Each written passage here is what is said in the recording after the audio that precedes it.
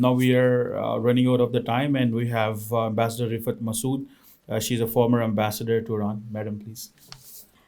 We have to remember that, as has been pointed out, the Middle East has for centuries, not decades, centuries, been an area of volatility, of conflict, of instability. I mean, from the Roman times, even before, and then we're in the month of Rajab, and the Battle of Yarmouk took place also in this area.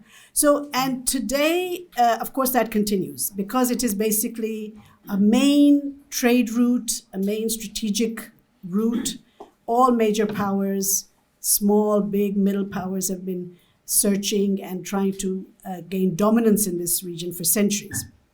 But I'll fast forward to what I feel is, for the present, the game changer, which is the Abraham Accords of 2020. I think they actually were very, very important in the sense that while the Arab-Israeli conflict, the Palestinian issue, and all these other issues in Saudi Arabia were in the Middle East were there, but this was the first time that openly Israel reached out to two major countries who did not recognize and did not have any relations with Israel, and that was the UAE and Saudi Arabia.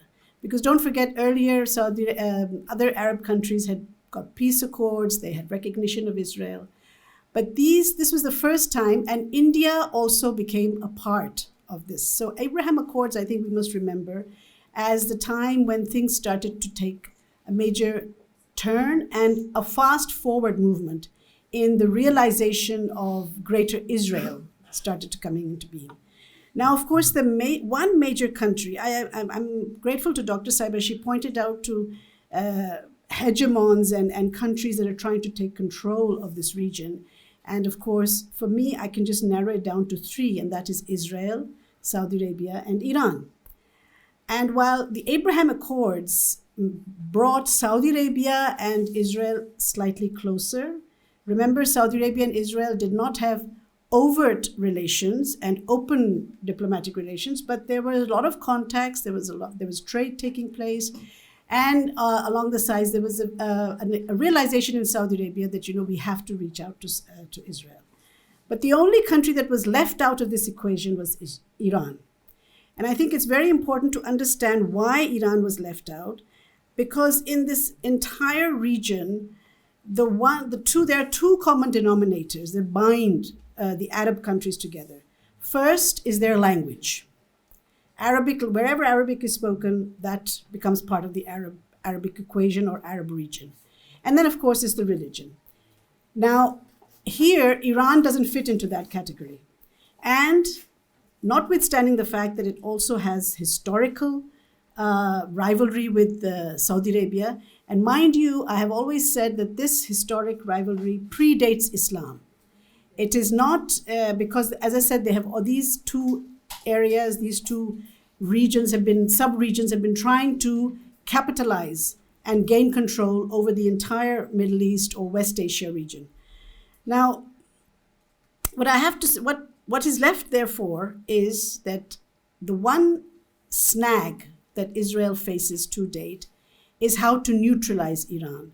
Because as the previous speakers have spoken, and as in fact the media tells us, and as we see on our televisions every day, after Gaza, after Lebanon, and now Syria, it seems that Israel is gaining a stronger foothold. It is gaining room in the Gulf and the Middle East. But how is it going to neutralize Iran? There is talk, as Ambassador Izaz Chaudhry pointed out, that Iran is preparing for a full-scale war, just like the United States is also wargaming. Israel is already prepared. But I have a slightly different view on this. The reason is that if you look at the country or the regime in Iran, it's very interesting. Iranians are very pragmatic. Their main core purpose at the moment would be to preserve the regime. And by the regime, I mean the Islamic Revolution 1979, setting up of that clergy and that Wilayat-e-Fiqh regime in Iran. They would go all out to preserve that.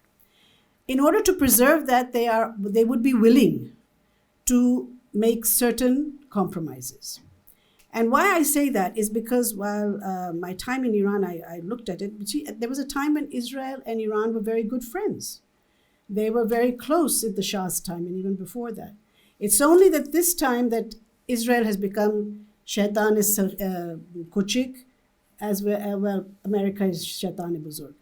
But notwithstanding the fact that they will not compromise on the fact that they will not recognize Israel, they will not accept a two-state solution to Palestine because, again, I believe, rightly so, they always ask, well, which is the two-state? Because if you look at the state of Palestine now, there's hardly any Palestine left. So where are the Palestinians, the remainder, or where is Palestine going to exist? Is it going to be in some part of Egypt? Is it going to be in some part of Saudi Arabia? Where is it going to be? So this two-state solution, the Iranians don't accept. But most of this could be rhetoric because, as I said, they want to preserve their regime. And don't forget that Iran is at the moment facing very severe internal economic crises. Sanctions have been in place in Iran for more than 40 years. While it is an energy-rich country, an oil-rich country, yet it needs to sell its oil. And it is facing difficulty in that. Of course, it's got arrangements with China, with Russia, with even India on how to sell its energy and its oil very successfully and legally also.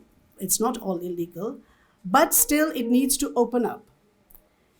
The JCPOA, which was a silver lining, this is the nuclear agreement that was signed with the Obama administration, has gone after Trump's last tenure and the sanctions.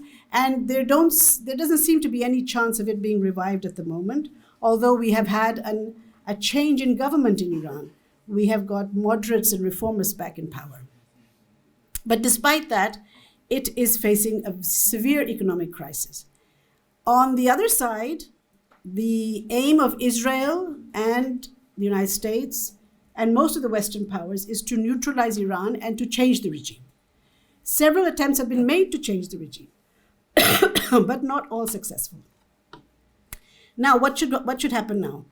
Will Iran go for war? I don't think so, because it cannot afford a war. Its economic situation is still very weak. And within Iran, there is resistance because people feel, the young Iranians feel that the Islamic regime, the Islamic government has not actually given them anything because of the fact that they have been ostracized from the world, because of the fact that the inflation and devaluation of their currency, and the fact that there is nobody, Iran is being isolated, nobody is willing to trade with Iran, they're feeling left out and they feel that the government has not given them anything. So on the one hand, the Iranians have to focus internally to make sure that they remain in power. And on the other hand, they also have to see that if they go in for a full-scale war, would they be able to sustain it? You see, Iranians are masters at proxies, and we have seen the success of the proxies. We have seen the success of Hamas. We have seen the success of Hezbollah. We have seen the success of Houthis, but that is only to an extent. We can see that, these proxies cannot really stand up to a country with military power, or in fact against the world, because now with with Israel gaining the kind of strength that it is, the Western countries would not abandon Israel. No, they are critical of Israel because of what's happening in Gaza and the human rights violations. But when it comes, I think, to decisions on military support and economic support, that will not diminish. Somebody mentioned Turkey, that yes, Turkey has spoken a lot against Gaza and has spoken in support of against Israel in Gaza and in support of Palestine, but they've not severed their ties. They're continuing to trade with, and they're continuing to keeping a relationship with Israel. So in that scenario, the question for the Iranians would then be that if we do go for an all-out war, would we be able to sustain it? So at the moment, I feel, and I'll wrap up very quickly because I know we're running out of time, that while Saudi-Iran relations have taken a turn, I think that is on the slow burner now, not the back burner, but the slow burner. I think that until the situation in the Levant and the situation in Gaza sorts itself out, I think that the Abraham Accords will also be on a slow burner. And I think for us in Pakistan, it is very, very important. I know people have spoken about the support we have been giving them militarily and so forth. But I think for us, it's important that it's not military support anymore. I think wars have taken on a new dimension now. And I think it's more important to focus on the economic side of it. It's all a question of money. We, at the moment, facing our own economic issues and our own political instabilities, I don't know if we are in a position to bring anything to the table that would woo people in Saudi Arabia or the UAE, despite our historical relations. That is why they are more inclined towards India. So Pakistan has to also focus internally to see how we can preserve our national interest, how we can preserve the fact that we continue to support Palestine.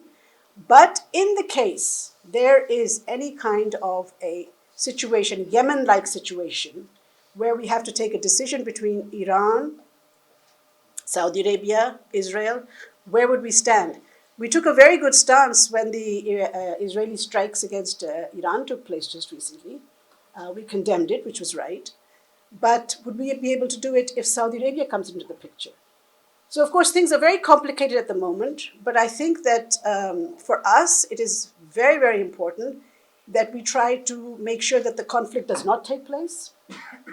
We use all our efforts to make sure that Iran remains away from the conflict as much as possible, because once Iran is sucked into a major conflict, we cannot stay out, because we are bordering. It's a border country. It's not like Yemen.